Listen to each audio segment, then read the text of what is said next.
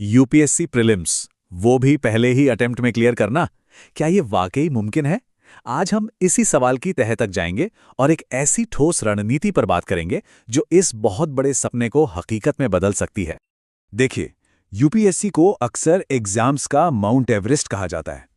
तो सवाल उठता है कि क्या पहले ही प्रयास में इस चोटी पर फतेह हासिल की जा सकती है? जवाब है हाँ, बिल्कुल की जा सकती है।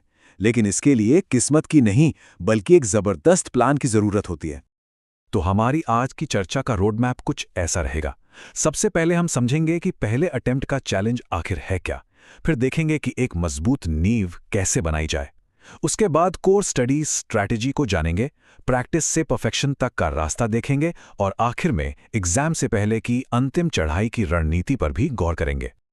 तो चलिए शुरू करते हैं हमारे पहले हिस्से से, पहली कोशिश की चुनौती। देखिए, किसी भी पहाड़ पर चढ़ने से पहले उस पहाड़ की ऊंचाई और उसकी मुश्किलों को समझना बहुत जरूरी होता है। एक बात बिल्कुल साफ समझनी होगी, यूपीएससी में सफलता कोई लॉटरी नहीं है। ये किस्मत का खेल नहीं है, बल्कि ये नतीजा है एक बेहतर, एक सुपीरियर स्ट्रैटेजी का। जो एस्पिरेंट इस बात को जितनी जल्दी समझ लेता है, वो दूसरों से उतना ही आगे निकल जाता है। अब आते हैं दूसरे और शायद सबसे जरूरी हिस्से पर, एक मजबूत नींव बनाना।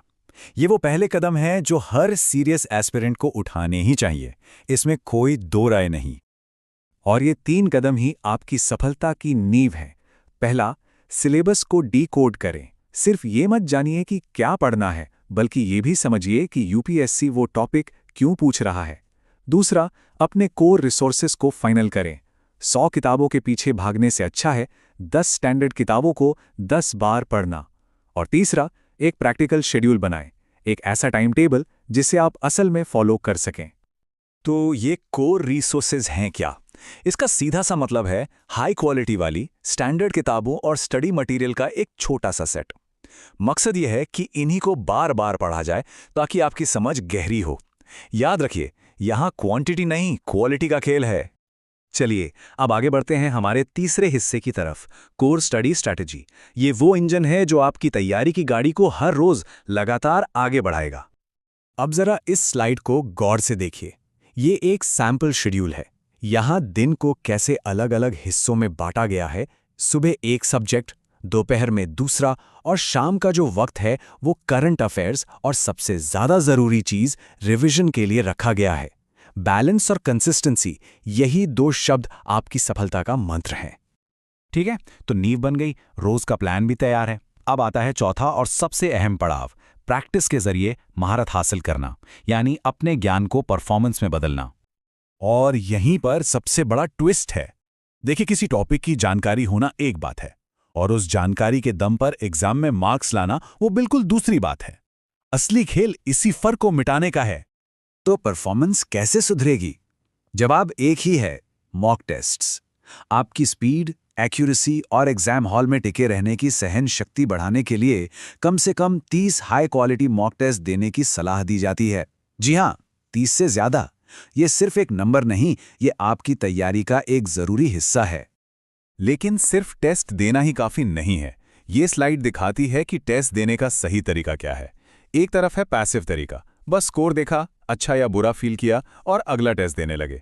और दूसरी तरफ है एक्टिव एनालिसिस, यानी अपनी हर एक गलती का पोस्टमार्टम करना, अपने कमजोर एरिया को पहचानना और उन कॉन्सेप्ट्स को दोबारा पढ़ना। असली सुधार इसी से आता है। और अब हम पहुंच चुके हैं अपनी यात्रा के अंतिम चरण में, द फाइनल असेंट, यानी आखिरी 90 दिनों की अचूक रणनीति। ये टाइमलाइन इस पूरी प्रक्रिया को बहुत आसान बना देती है। देखिए, एग्जाम से 3 महीने पहले सिलेबस पूरा करके इंटेंसिव रिवीजन शुरू कर दें। 2 महीने पहले अपना पूरा focus full length mock test और उनकी डीप एनालिसिस पर लगा दें। 1 महीना पहले सिर्फ और सिर्फ हाई यील्ड टॉपिक्स और करंट अफेयर्स का रिवीजन करें। और आखिरी हफ्ते में कुछ नया नहीं, बस अपने नोट्स को कंसोलिडेट करें, शांत रहे और अपनी मेहनत पर भरोसा करें। और हाँ, इन आखिरी दिनों के लिए कुछ गुरु मंत्र। अपनी तैयारी पर पूरा भरोसा रखें। कोई भी नया स्टडी मटेरियल उठाने की गलती ना करें। अपनी सेहत और नींद का पूरा ध्यान रखें। शांत और कॉन्फिडेंट रहें। और याद रखिए, रटना नहीं है, अब तक जो पढ़ा है उसे और मजबूत करना है। एक बात हमेशा याद रखिएगा, पहले अटेम्प्ट का लक्ष्य सिर्फ एग्जाम में बैठना नहीं है, बल्कि उसे क्लियर करना है।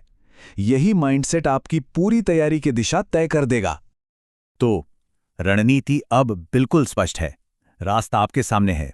अब सवाल सिर्फ एक है, इस महान यात्रा पर आपका पहला कदम क्या होगा?